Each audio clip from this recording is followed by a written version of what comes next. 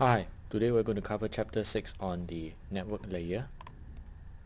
For the objectives of this chapter, you're going to cover the following, namely to explain how the network layer protocols and services support the communication across the data networks, how the routers enable what we call the end-to-end connectivity between the business network, and to select the appropriate device to route the traffic in the business network.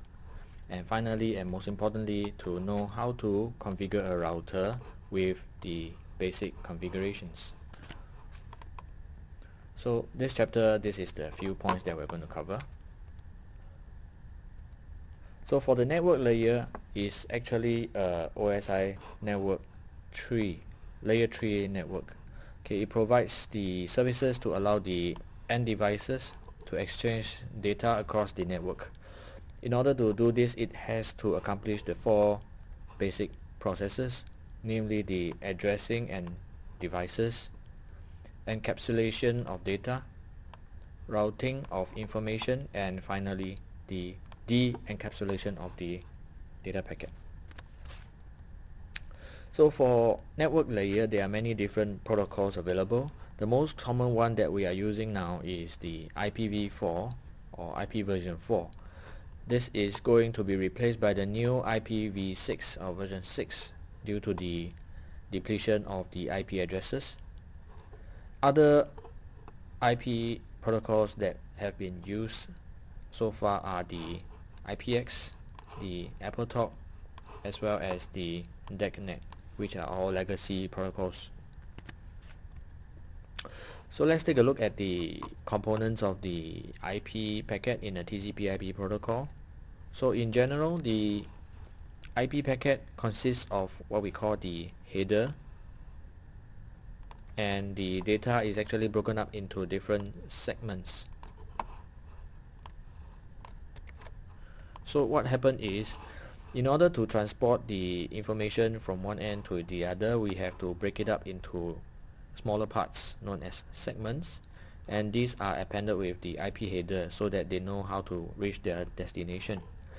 So in general, the IP connection is connectionless, meaning that no connection is established before sending the data packet.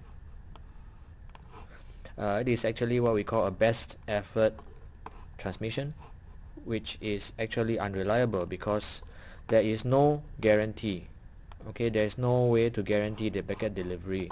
So it's something like what we call the try your best. And finally, it is actually independent of the media, meaning that it can actually travel through the Ethernet wire or through the Wi-Fi network. So let's take a look at what we mean by the IP connectionless communication. So assuming you have a scenario where you have to send a letter to the destination, and when you send a letter into the post box, so what happened is that you will allow the postman to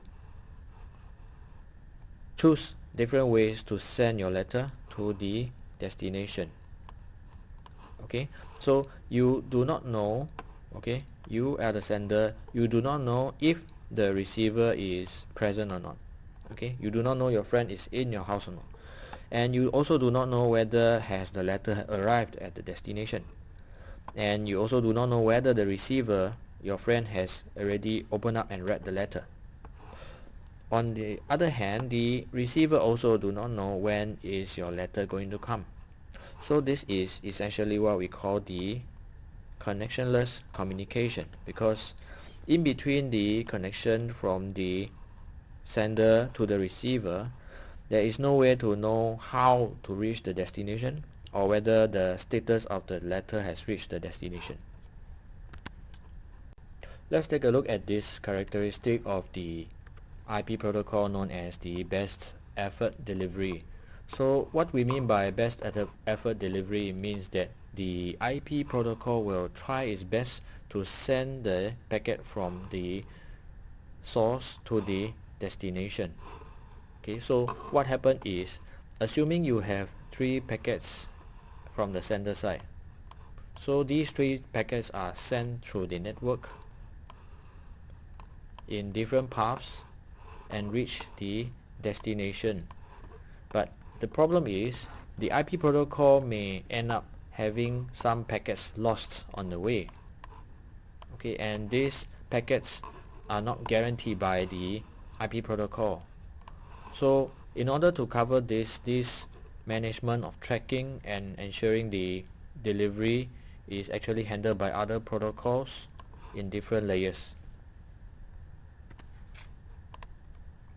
So the next characteristic of the IP protocol is what we know as the independent media. So what we mean is that from the transmission side, the sender will send the packet into the network, and as the packet passes through the network, it will pass through different types of wires or cables, such as your Ethernet cable, your serial cable, your optic fiber cable, or even your wireless network. So in short, it will travel through many different kinds of the physical network media in order to reach the destination. So let's take a look at this term known as encapsulation of the IP packet. So when we have the packet coming down from the transport layer, which is your layer 4, so when the data comes from the transport layer, it contains what we call the segment header together with your data itself. So as it passes through the protocol and it reaches the layer 3 or your network layer, so the network layer will actually append the IP header together with the segment header as shown in this diagram over here. So the IP header will be appended to the front of the segment header and the data itself, and the IP header will contain information such as your destination IP addresses or the source addresses and so on. So this is a example of the IPv4 header. In short, you contain the following information such as your source IP address, your destination IP address, the total length of the data, and so on.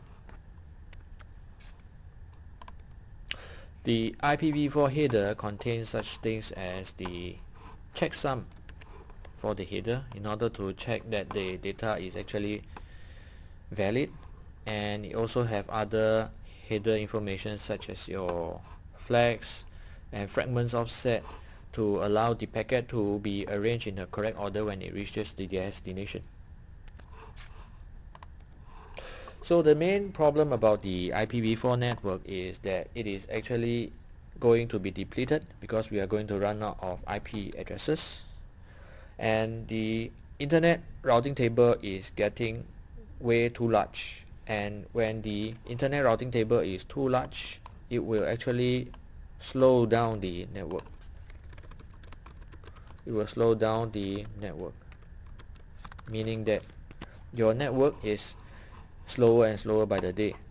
And the IPv4 also have some technical issues such as the unable to connect end-to-end connection between the different end devices. So these are the disadvantages of the IPv4 protocol. So the IPv6 is meant to overcome the shortcomings of IPv4. It will have increased network space, it will allow improved packet handling, and eliminate the need for the network address translation table, okay, which we will explain to you later. It will also allow the network security to be integrated in the packets. So just a show of example, the IPv4 addresses have total of 4 billion addresses, but for IPv6 addresses you have a total of these 340 undecillion addresses. Okay, when we actually compare the IPv4 and the IPv6 headers, these are the comparison.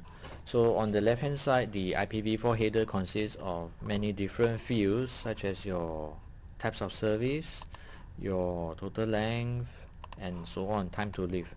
And on the other hand, the IPv6 header on the right hand side is very much simplified compared to the IPv4 header.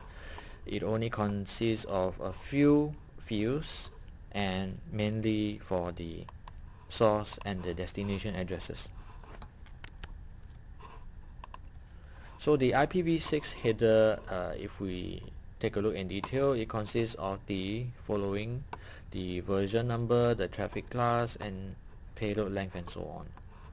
So the next topic we're going to cover is what we call the routing. So before we actually proceed, we are going to explain this term known as routing. So in general, routing is a technical name in networking. How we describe it as how to send the data from the source, okay, from the source to the destination. Okay, it means that you have many different paths. Okay, you have many different paths to reach the destination, but which path is the best? Okay, which is the best path to send?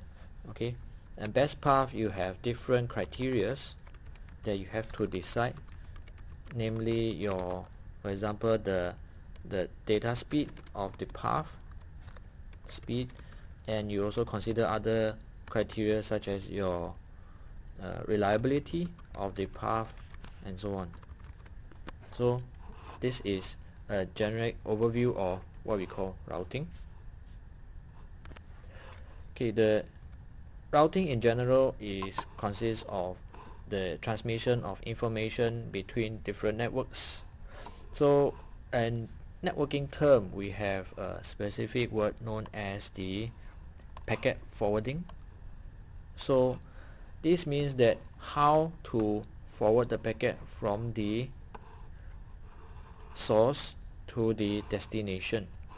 And in general, when we actually forward the packet across different networks, we have to pass through devices known as the routers.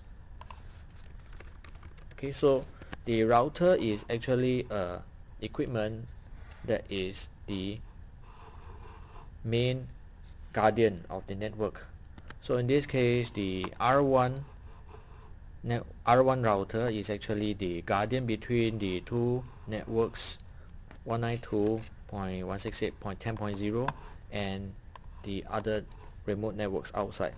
So because that it is a known guardian, there is a technical term used to describe this guardian, which is known as the default gateway.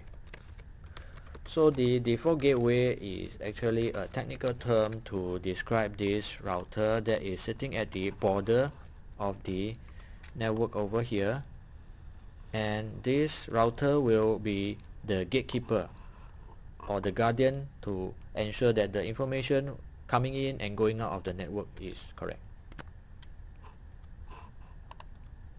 So the default gateway, in that the host must maintain their own routing table so that the network packets are transmitted to the correct destination network. So the network table typically contains the following information, such as your direct connection information, the network route, and the local default route. Okay, so let's take a look at how the router forwards the packet across different network through the router. So in this case, we have the following. The R1 router over here is actually directly connected to three networks. The first network is this 192.168.10.0. The next network is this 192.168.11.0, and the third network is this 209.165.200.224 network. So these are the three directly connected networks to the R1 router, and for the R2 remote router, you have other networks that is connected over, shown in the diagram. So from the IPv4 router, the Cisco router, we can actually view the directly connected networks, and this is the command that we will see when we actually show this on the network over here. Okay, so in short, the network is actually showing the following. When we type in the command show IP route, we will be able to see the directly connected networks as shown in the routing table over here, and these are indicated in the output from the show IP route command. So to zoom in on the routing table, we can actually see the following. So when we zoom into the routing table as shown in the diagram earlier over here, so the statement that actually shows the directly connected entries, this is how it looks like.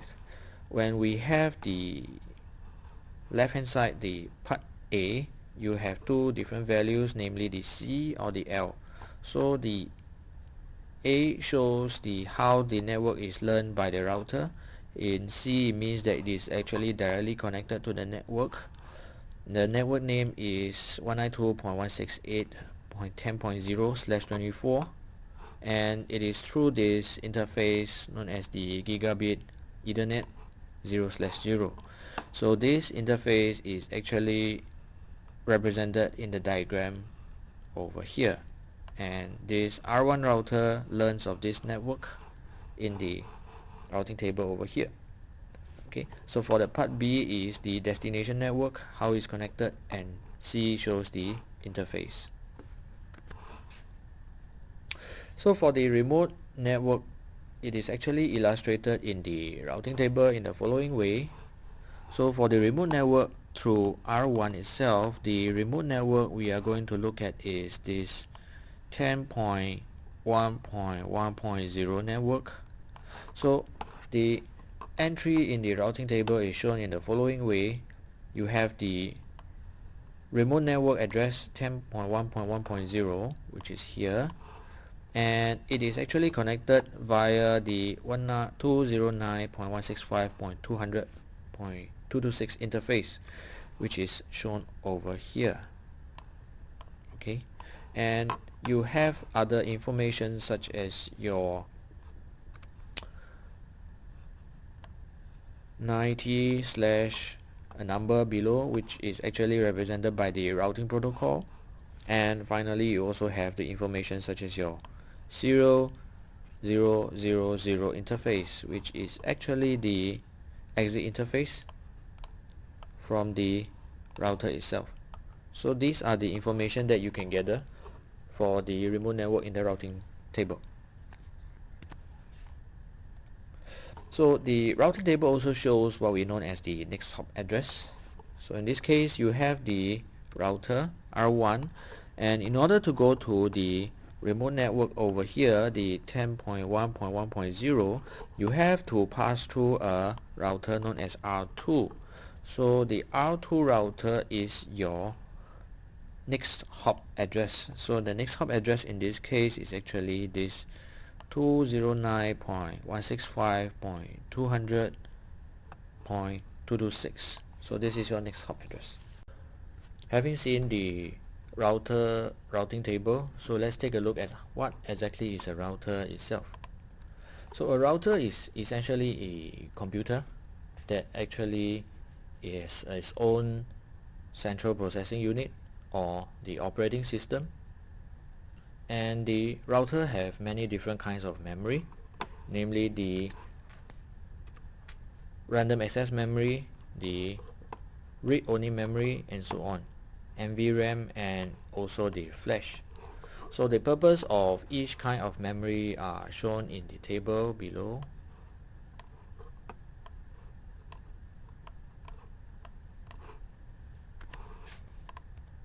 So inside the router, if you open up, you will actually be able to see the different parts of the router similar to a computer. You have what we call the power supply, and you also have a shield for the wireless interface card. You also have other devices like your fan to prevent overheating, your SD-RAM, in this case operating like a computer, your NVRAM, non-volatile RAM, your CPU, your processor, and your advanced integration module over here. So if you look at the back plane of the router, you actually have some interfaces. In this case, the router over here have the following interfaces: the auxiliary ports, the LAN interfaces, USB ports, and different kinds of ports for different kinds of cables. You also have different slots, like in this case the EHWIC slots or the flash card slots, for you to actually add the additional functionality to the router. So in order to connect to the router, you need to be able to connect to the different interfaces. So in this case, you can actually connect to a router through the WAN interface over here, or through the auxiliary ports, or through the LAN interfaces, your Ethernet ports. And you can also alternately control the router through the console port RJ45 or through the USB Type B console. So for the LAN and WAN interfaces, these are how it looks like from the back of the router. So for the Cisco IOS, is actually a name given to the router operating system. The Cisco IOS is actually varying on different devices, because different devices have their own different purpose and their different features. So what happened is that the routers in general for Cisco provides the following features. For addressing of network addresses, you have different interfaces. You can connect to your serial interface, or your Ethernet interface, or your wireless interface, and so on. You can also provide what we call the data packet routing, and it will provide the security for the packet, and also some form of QoS, quality of service, and some resource management features. So when the router boots up, it actually goes through the following procedure. In the flash, it will actually read the iOS image, and the iOS image or the operating system will be loaded into the RAM, and at the same time the setup of the router is actually loaded through the startup config in through the running config. So this startup config is actually a set of commands or settings that will actually reside inside the router, and they will be loaded onto the router so that the router will know how to operate itself when it powers up. When the router powers up, it will actually go through the similar process like a computer, known as the boot up process. So in the router boot up process, it will do the following. For the read-only memory, it will perform what we call the power on self-test, or POST. POST is actually what we call the power on self-tests. Okay, so upon doing the power on self-test, it will actually detect whether the router has the features available, such as your RAM, is it working properly, or your flash, is it working properly.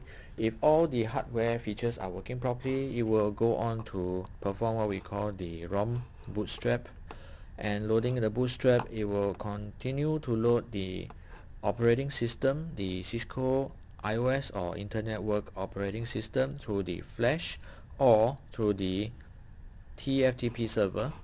And upon loading the operating system, it will next proceed to load the configuration settings. So these are a set of settings that resides inside the router. Then this information can be loaded through the NVRAM or through the TFTP server or the console, and this configuration file is loaded, and after everything is completed, it will be entered into the setup mode as shown over here.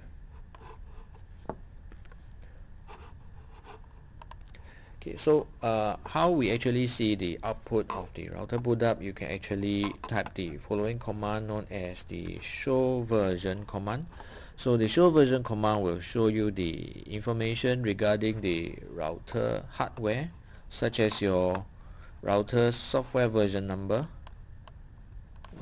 your version number, your software version number, and it will also show you the different information such as your router software name, and also the amount of memory available, the amount of memory available,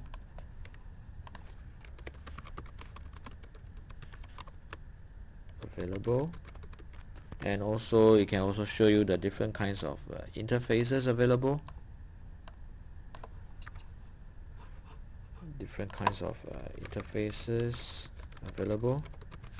okay, so the different kinds of interfaces and so on.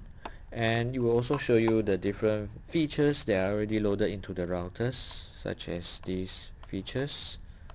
So in short, it will be able to summarize the hardware configuration of the router itself. So let's take a look at the last part on how to configure a Cisco router. You will do more of this in your practical lab. So these are the basic steps that we will run through on how to configure the router itself. The main thing is to actually enter what we call the configuration mode. So from the user exec mode, so this is your user exec mode, you will enter what we call the privilege exec mode. So the privilege exec mode is here. You enter your privilege exec mode.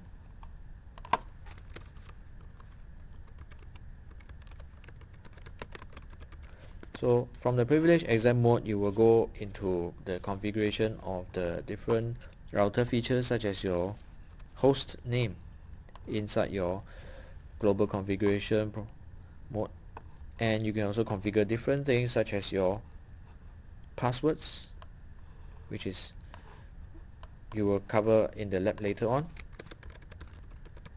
You will also configure other stuff such as your banner, okay, banner of the day, the message of the day, banner or message of the day banner, and so on.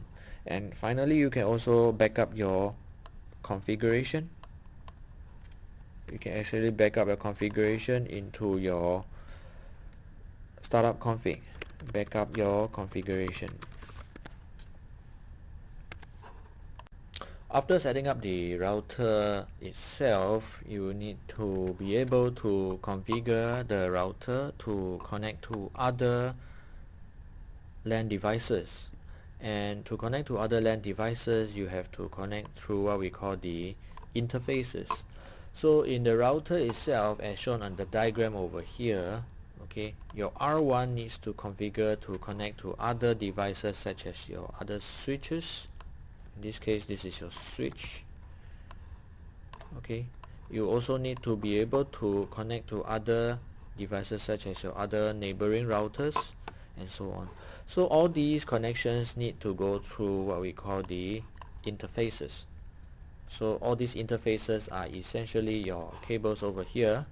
So to configure your interfaces, you have to type a series of commands which we will not go through now, but essentially we will configure the interfaces so that it will be able to connect to the different devices over here. In this case, the red part is to configure the connection to the switches and so on.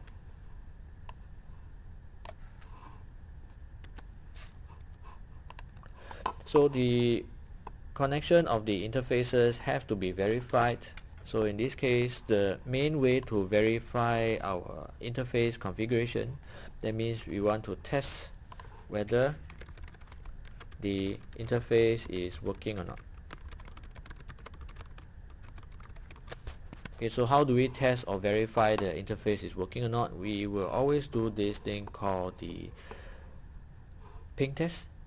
So in this case, we will ping the destination address.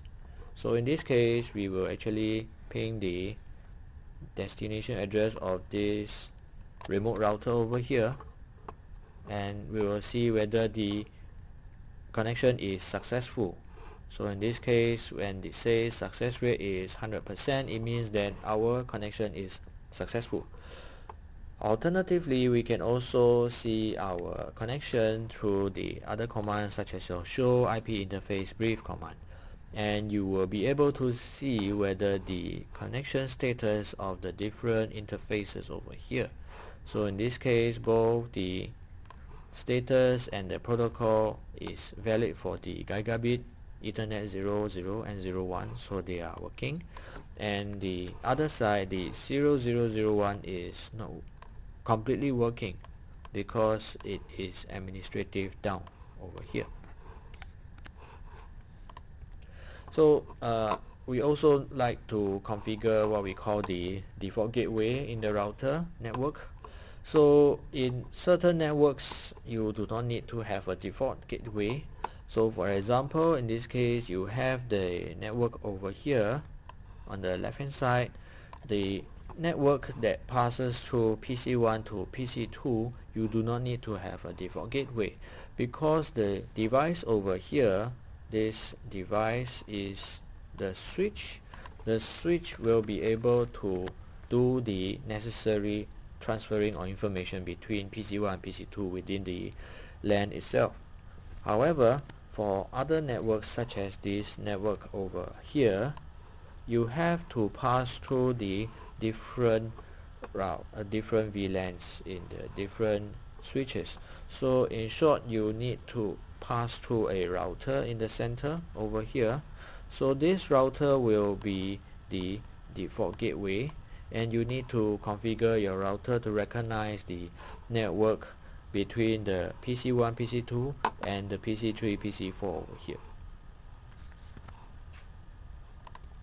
So you can also configure the default gateway on a switch. So in general, you can also set the switch 1 in this case to be able to reach the administrator of the 192.168.11.1, which is over here, so that the R1 or the administrator, in this case this is your administrator, will be able to access the remote network effectively and for controlling purpose. So from the administrator point of view, the administrator in this case, which is over here, administrator or the controller of the network, the administrator can simply configure the default gateway. In this case is 192.168.10.1, so default gateway to this R1 router over here, so that he is able to control the remote network from another network. So in short, this layer 3 network layer is, you have actually looked at the OSI layer 3 network layer, that it can provide the data exchange between the end devices. So to recap, the end devices refer to your different computers or your routers or your, no, not routers, sorry, your computers or your PDAs and so on. So the network layer also uses the 4 processors such as your IP addressing. It uses the encapsulation and routing. The current network router uses the IPv4 network layer protocol, but it will soon be superseded or replaced by what we call the IPv6 because of the lack of IP addresses and for better routing efficiency and so on. So the network layer is responsible for routing. So as we have mentioned earlier, routing is actually a process to find the best way to the destination. So routing is actually to find the best path or the best way to your destination, and the best way may not be the shortest way. It will also depend on other factors. So we can also configure the hosts with a routing table so that the packets will know how to go to the correct destination network. And in events that the packet are lost, you will always have what we call the default route to reach to the default gateway. So the default gateway is essentially the IP address of a router to the local network. And when the router on the default gateway receives the packet, you will examine the destination IP address to try and find the destination network. So the important thing of the router is how it handles the routing table. And the routing table in a router contains information about the different connected routes or to the different remote routes. So if no routing entry exists, meaning that the router must be able to send to the default route, or it will simply discard or throw away the packet. So the routing table can also be configured the entry manually through static routing or through different routing protocols. And finally, for the routers to be reachable, the router interfaces must be configured. That's all for this chapter. Thank you.